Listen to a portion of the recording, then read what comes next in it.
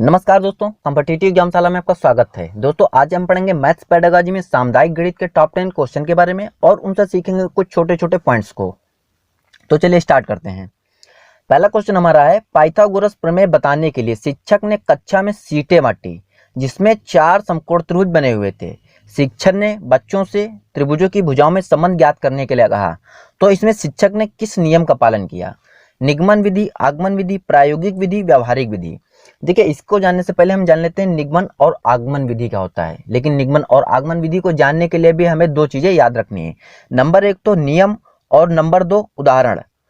नियम और उदाहरण, यदि हम नियम से उदाहरण की ओर जाएंगे तो हमारी निगमन विधि काम करेगी, और यदि हम उदाहरण से नियम की ओर आएंगे तो हमारी आगमन विधि काम करेगी।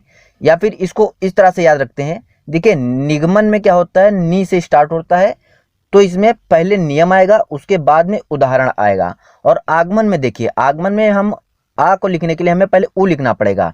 तो उ लिखने के कारण मतलब ये है कि इसमें पहले हम उदाहरण लेंगे, उसके बाद में नियम लेंगे। तो इसको इस तरह से याद रख सकते हैं।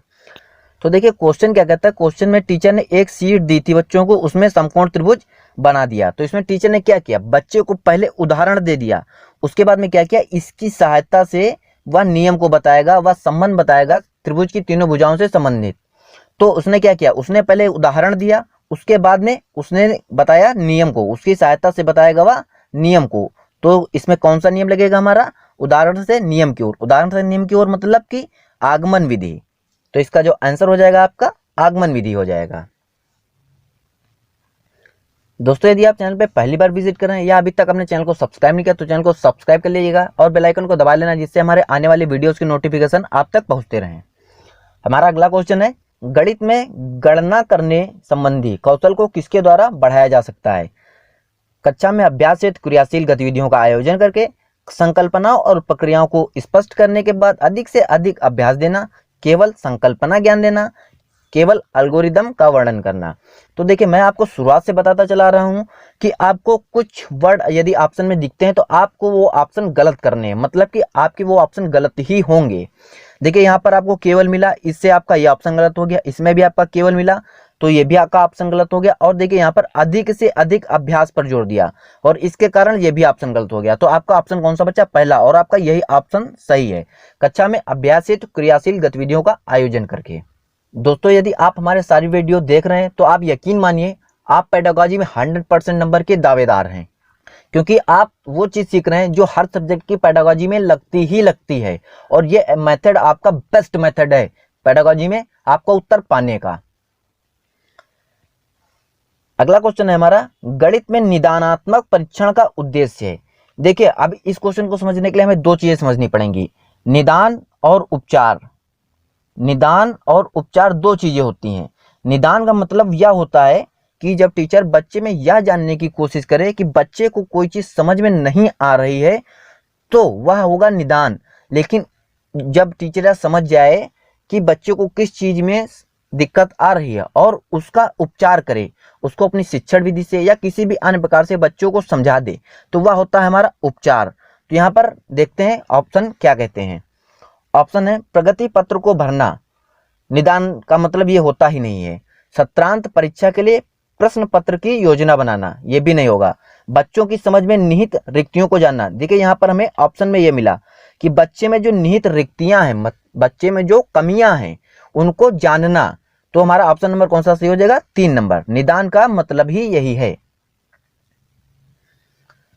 अगला क्वेश्चन है हमारा, पैटर्न की पहचान करना और उन्हें पूरा करना प्राथमिक स्तर पर गणित की पाठचर्या का एक अनिवार्य उपागम है, क्योंकि विद्यार्थियों को प्रतियोगी परीक्षाओं के लिए तैयार करता है, सुडोकू पहेली को हल करने में विद्यार्थियों की सहायता करता है, या विद्यार्थियों में सृजनात्मकता को बढ़ावा देता है और संख्याओं तथा संख्याओं की विशेषताओं को समझने में उनकी सहायता करता है, विद्यार्थियों में रचनात्मकता और कलात्मक गुणों को विकसित करता है। देखिए, मैं आपको शुरुआत से बताता चला रहा हूं कि यदि हम ऑप्शन देखेंगे क्वेश्चन के, तो ऑप्शन में हम सबसे पहले देखेंगे वास्तविक जीवन से रिलेटेड, बच्चे से संबंधित कोई ऑप्शन है। यदि नहीं है तो उसके बाद हम देखेंगे क्या टीएलएम से संबंधित कोई ऑप्शन है। यदि वो भी नहीं है तो उसके बाद हम देखेंगे क्या सृजनात्मकता से संबंधित कोई ऑप्शन है। यदि इन तीनों में से हमें कोई भी ऑप्शन मिलता है तो हमें और ऑप्शन पढ़ने की जरूरत नहीं पड़ेगी, हमें वही ऑप्शन पकड़ लेना और वही ऑप्शन आपका 100% सही होगा। इसमें देखते हैं, इसमें हमारे तीसरे ऑप्शन में हमें सृजनात्मक शब्द मिला, तो इस कारण से हमारा ये ऑप्शन सही हो जाएगा। और इसमें एक चीज और बता देता हूं, यदि आपको कहीं पर भी ऑप्शन में प्रतियोगी शब्द में देखने को मिलता है, प्राइमरी लेवल की बात कर रहे हैं हम, प्राथमिक स्तर की, यदि वहां पर आपको प्रतियोगी शब्द देखने को मिलता है तो वह ऑप्शन आपका गलत होता है। और यदि आपको कहीं पर भी कोई भी क्वेश्चन से बाहरी चीज जोड़ दे, जैसे कि इसमें सुडोकू जोड़ा है, इसमें बच्चा सुडोकू हल करे या ना करे उससे कोई मतलब ही नहीं होता, तो इस ऐसे शब्दों के कारण भी ऑप्शन वो गलत हो जाते हैं। तो हमारे ये दो ऑप्शन गलत हो जाते हैं और यहाँ पर सृजनात्मकता मुझे मिला, इसलिए हमारा ऑप्शन नंबर 3 सही हो जाएगा। अगला क्वेश्चन है हमारा, चौथी कक्षा के विद्यार्थियों के लिए अधिगम उद्देश्य दिया गया है।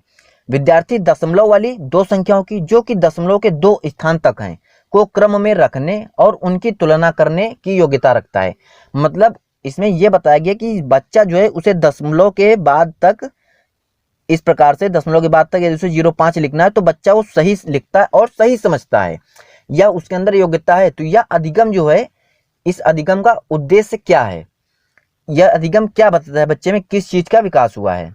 सामाजिक ध्येय, सुव्यवस्थिता, प्रक्रियात्मक, विषयात्मक।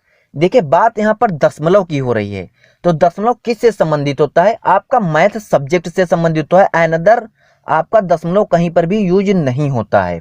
अगर हम गणना की बात करें तो दशमलव का यूज सिर्फ गणना में होता है और कहीं पर भी इसका यूज नहीं होता है। तो अगर उस हिसाब से हम देखें तो हमारा गणना के हिसाब से कौन सा सब्जेक्ट होता है, गणित होता है। गणित में क्या होता है, गणित एक विषय है, तो इस प्रकार से हमारा विषयात्मक ध्येय मतलब चौथा ऑप्शन सही हो जाएगा। अगला क्वेश्चन है, यदि एक शिक्षार्थी को संख्याओं और परिकलन में समस्या हो रही है तो उसमें असमर्थता हो सकती है। देखिए इसमें कहने का मतलब यह है कि बच्चा संख्याओं में भेद नहीं कर पा रहा है कि कौन सी संख्या छोटी है, कौन सी संख्या बड़ी है, या कोई भी क्रिया, या उन्हें जोड़ नहीं पा रहा है, उन्हें घटा नहीं पा रहा है, गुणा नहीं कर पा रहा है, भेद नहीं कर पा रहा है कि करना क्या है, वह इसमें अक्षम हो रहा है। तो उसमें दिक्कत किस चीज की हो सकती है। देखिए इसके जो ऑप्शन है, पठन अक्षमता, डिसलेक्सिया, लेखन अक्षमता, डिस्ग्राफिया, गणितीय अक्षमता, डिस्कैलकुलिया, दृश्य स्थानिक संगठन में असमर्थता। तो देखिए यदि हम इसका हिंदी रूपांतरण देखें तो हिंदी रूपांतरण में हमें गणितीय मिल जाता है शब्द, और गणितीय जहां पर हमें मिला तो आप समझ लीजिए यहाँ पर गणना की बात हो रही, मतलब कि गणित की बात हो रही, मतलब कि आपका ऑप्शन नंबर इसका 3 सही हो जाएगा। लेकिन फिर भी इसमें हम देख लेते हैं डिसलेक्सिया, डिस्ग्राफिया और डिस्कैलकुलिया के बारे में, ये होता क्या है। तो देखिए अगर हम इसके इंग्लिश शब्द देखें तो इसमें आता है कैलकुलिया। देखिए मैथ में क्या होता है, कैलकुलेशन होती है, कैलकुलेशन से बना कैलकुलिया, ठीक है। तो अगर हमको कैलकुलेशन कहीं पे दिखे मिलेगा तो वह हमारा गणितीय क्षमता से संबंधित होगा। और उसके बाद में यदि आप देखिए, आप डिस्ग्राफिया को देखिए तो डिस्ग्राफिया में आपको देखने को मिलता है ग्राफ। ग्राफ में हम लोग क्या करते हैं, ग्राफ में हम लोग लिखते हैं, मतलब लिखने में अक्षम है तो वहां पर लेखन अक्षमता हो जाएगी। उसके बाद में देखिए आपका बचा डिसलेक्सिया। जब आपके ये दोनों पता हो गए उसके बाद में आपका लेक्स वाला बचा, तो लेक्स वाले का मतलब क्या होगा, पठन, मतलब पठन में अक्षमता मतलब लेक्सिया। तो इस प्रकार से आपके तीनों ये पॉइंट आपको याद रखने हैं, आपके एग्जाम में यहां से क्वेश्चन बन सकता है। अगला क्वेश्चन है शिक्षक, यहां पर शिक्षक को होगा, शिक्षकों को गणित कक्षा में बच्चों के एक विषम समूह को कैसे संभालना चाहिए। एक ही क्षमता वाले बच्चों को एक साथ समूहित रखकर और उनकी क्षमता के अनुसार प्रश्न देकर, एक की कक्षा में सभी बच्चों को एक साथ समूहित रखकर, अलग अलग क्षमता वाले बच्चों को एक साथ समूहित रखकर ताकि वे एक दूसरे से सीख सकें, कम क्षमता वाले बच्चों के अनुसार कक्षा में प्रश्न हल करके, और उच्च क्षमता वाले बच्चों को जटिल प्रश्न गृह कार्य के रूप में देकर।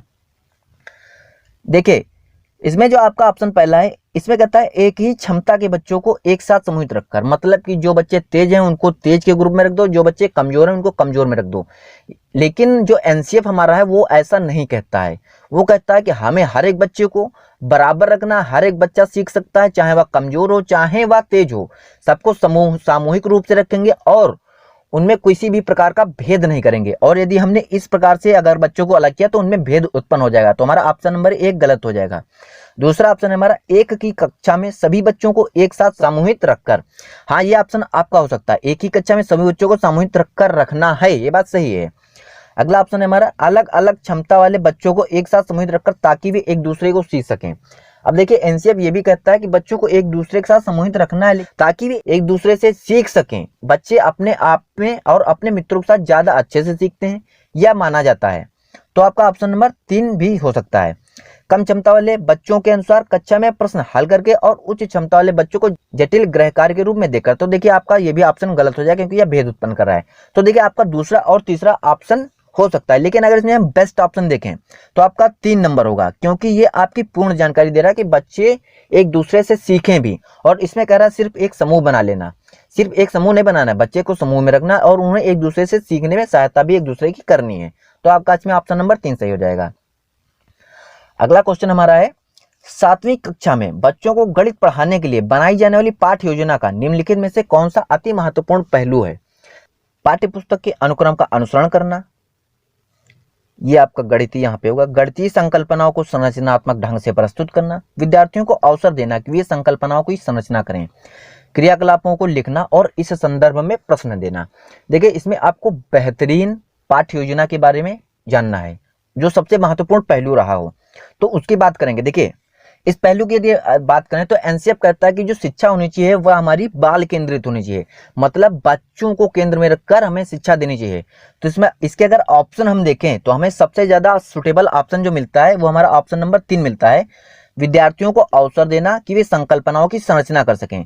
क्योंकि जब बच्चों को अवसर मिलेगा तो वह चीजें समझेंगे और उसमें अपनी चीजें जोड़ेंगे भी, अपनी चीजें यदि जोड़ लेंगे वह तो और अच्छे से सीख जाएंगे, जिससे वह चीज उनके माइंड में लंबे समय तक स्थिर रहेगी। तो इस प्रकार से हमारा ऑप्शन नंबर 3 इसमें सही रहेगा। हालांकि पहला ऑप्शन जो आपका है पाठ्यक्रम के अनुक्रम का अनुसरण करना, यह भी पाठ्य योजना का पहलू है। संकल्पनाओं की संरचनात्मक ढंग से प्रस्तुत करना, यह भी आपका महत्वपूर्ण पहलू है। और क्रियाकलापों को लिखना और इस संदर्भ में प्रश्न देना, यह भी आपका महत्वपूर्ण पहलू है। लेकिन जो इसमें सबसे महत्वपूर्ण पहलू पूछा है इसने, सबसे महत्वपूर्ण पहलू इसमें आपका तीसरे नंबर का होगा। तो इसका ऑप्शन नंबर आपका 3 सही होगा। अगला क्वेश्चन है हमारा, गणितीय अध्यापन को प्रभावी बनाने के लिए निम्नलिखित में से कौन सी विशेषता नहीं है? यहाँ पर नहीं है। देखिए अगर यदि आपको एग्जाम में कहीं पर नहीं मिले तो सबसे पहले उसे हाईलाइट करिएगा, क्योंकि इसके कारण आपका आंसर गलत हो सकता है।